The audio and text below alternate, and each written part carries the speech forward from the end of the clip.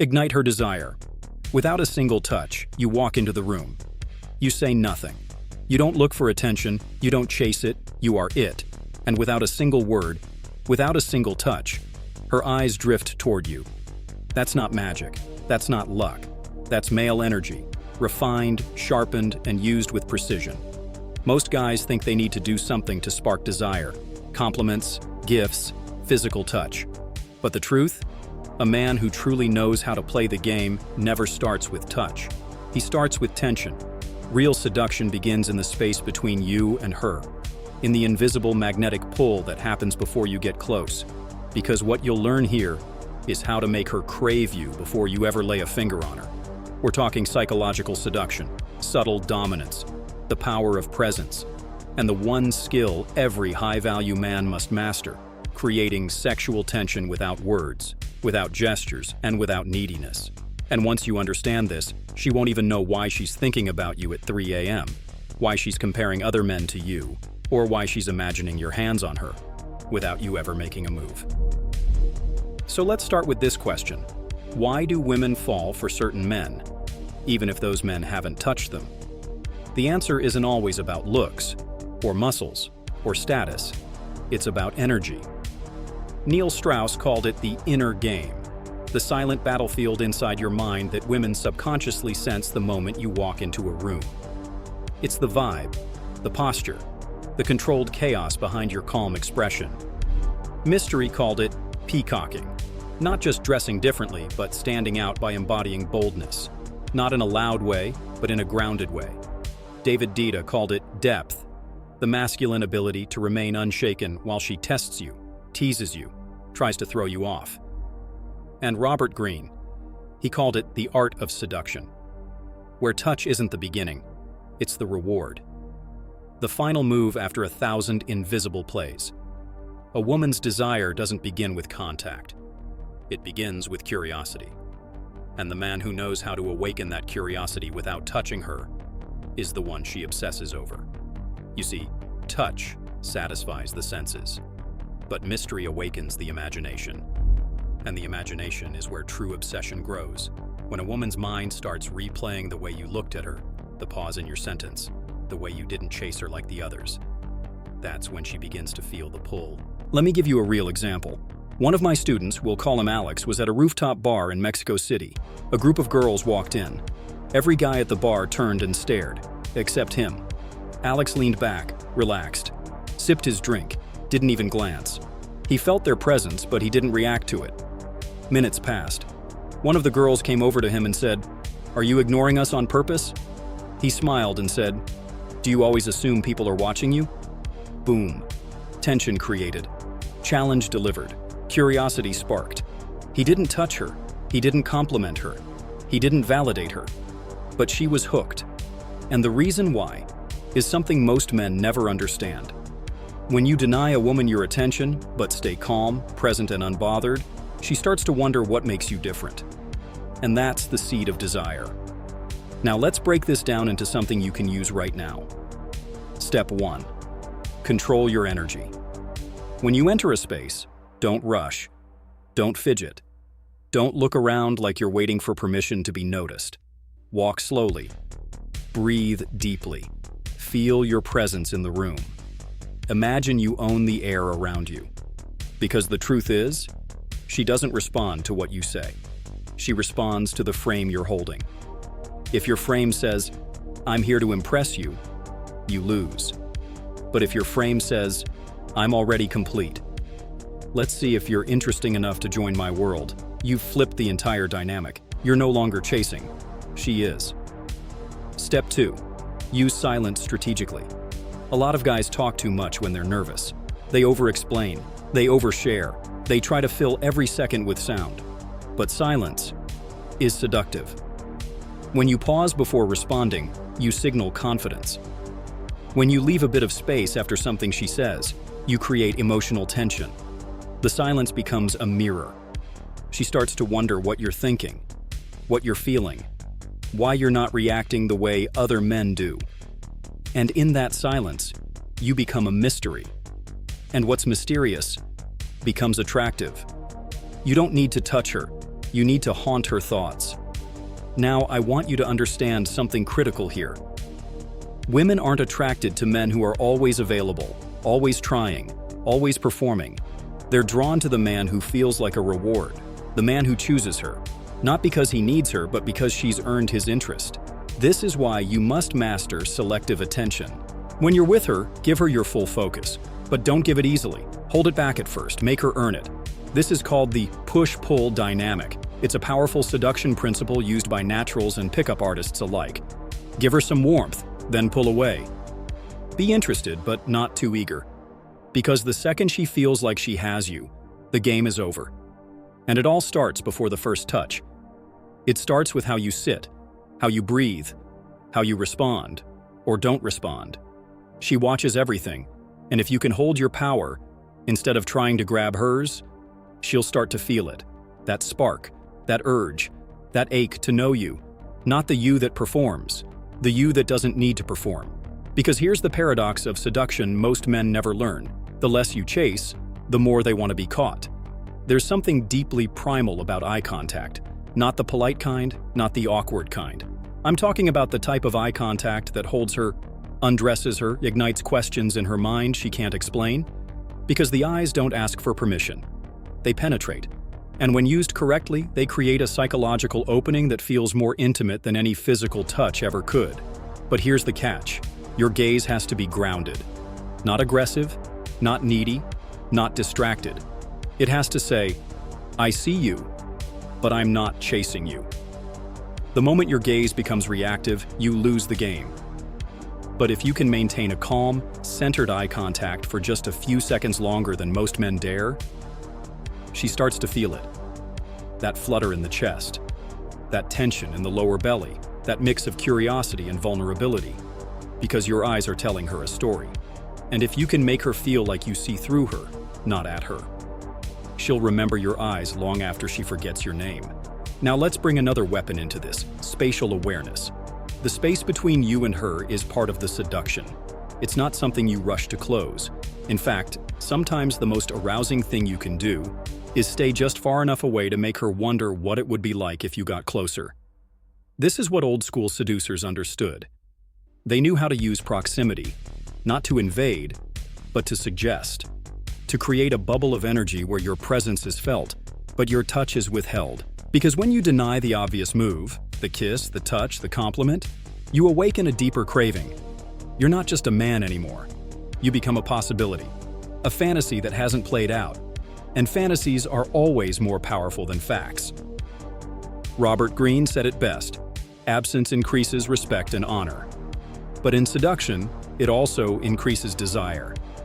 Now let's look at another rarely discussed detail, emotional contrast. Most men try to impress a woman with consistency. Same tone, same energy, same I'm a nice guy smile throughout. But true seduction lives in emotional contrast. It's not about being unpredictable for the sake of chaos, but about showing range. One moment you're serious and focused, the next you reveal a flash of wit. You tease, then you compliment. You lead the conversation, then go quiet. This creates a roller coaster, and the female brain, wired for emotional nuance, loves that ride. You're not giving her a straight line, you're giving her waves, and those waves become addictive. She starts to feel around you, not just think, and feeling always beats logic when it comes to attraction. Now, I want to bring in a concept from Tantra. No, not the cliché version. I'm talking about the true essence of tantric presence, being fully in your body without needing to act on impulse. When you're near her and your desire is strong, but you hold it, she can feel that. That restraint becomes a form of dominance. A man who can feel arousal and stay in control? That's rare. That's powerful.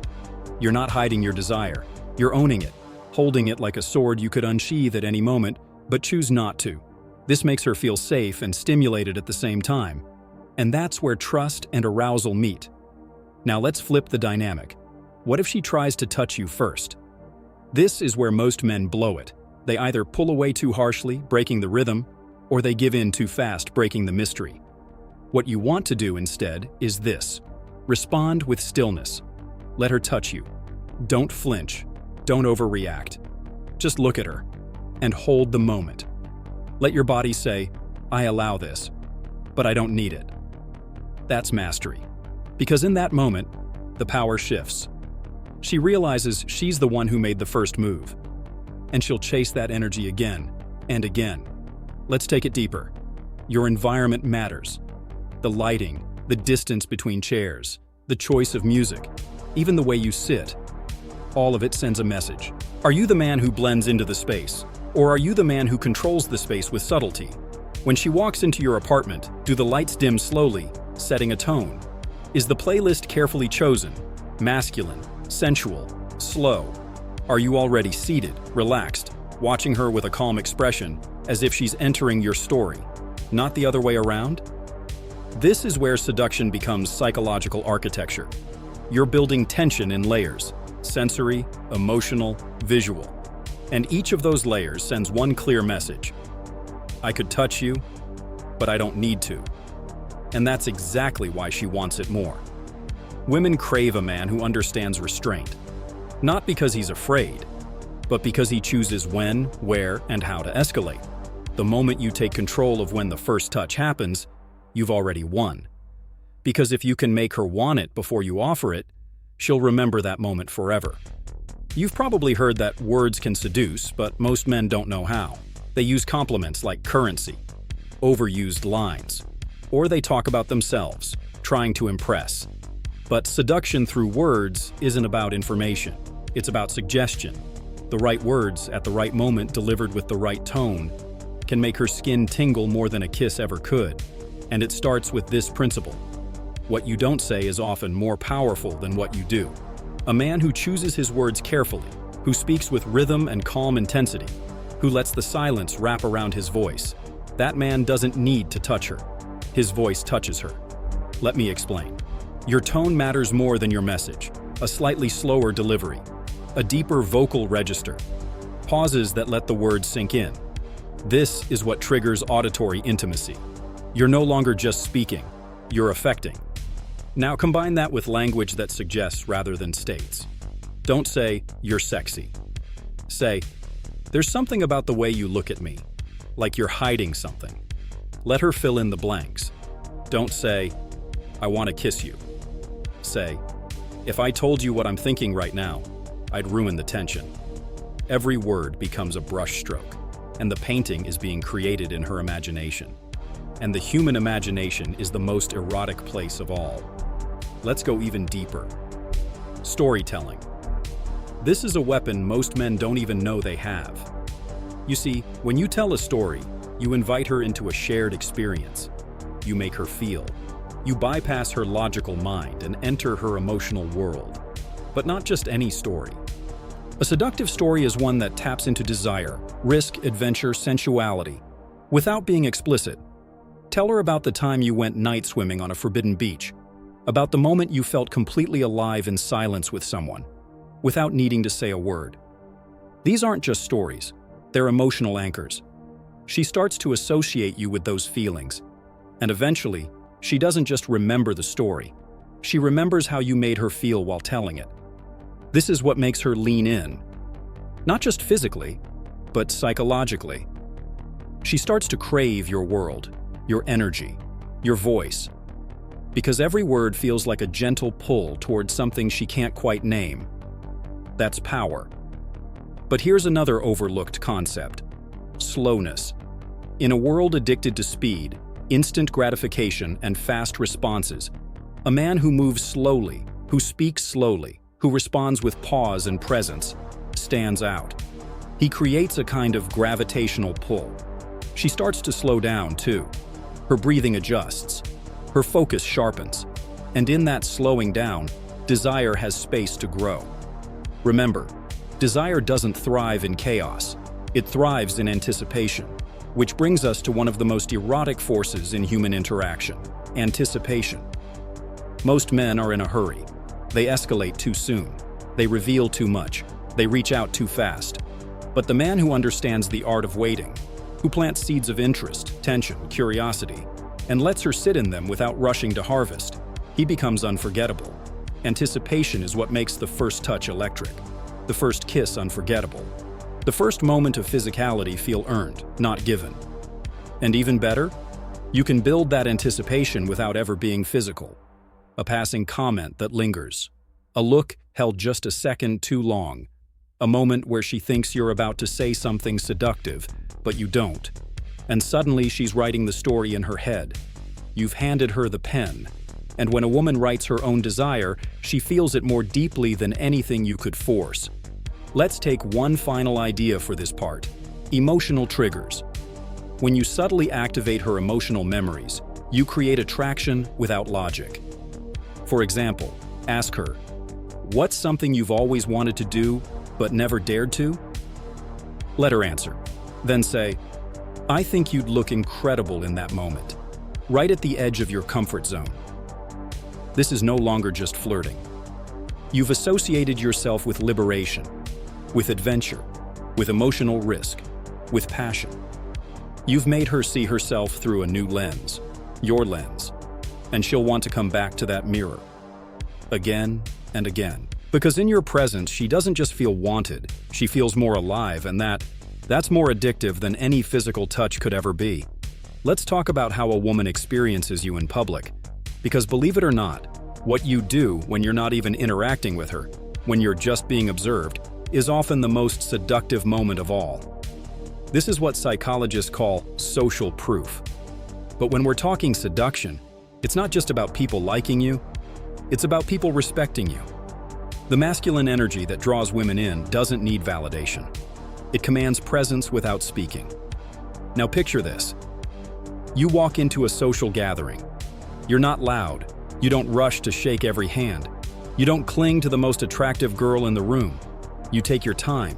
You own the space without needing to dominate it. You smile only when you feel like it. And when someone speaks to you, you actually listen, fully, completely, without fidgeting or looking over their shoulder. This is high-value behavior. And trust me, she notices. Because while other men are trying to prove something, you're simply being something. A calm, collected presence. A man who belongs wherever he goes. Not because he forces it, but because his energy says, "I've already earned it." This is what we call non-reactive dominance. It's the ability to maintain inner stillness no matter what happens around you.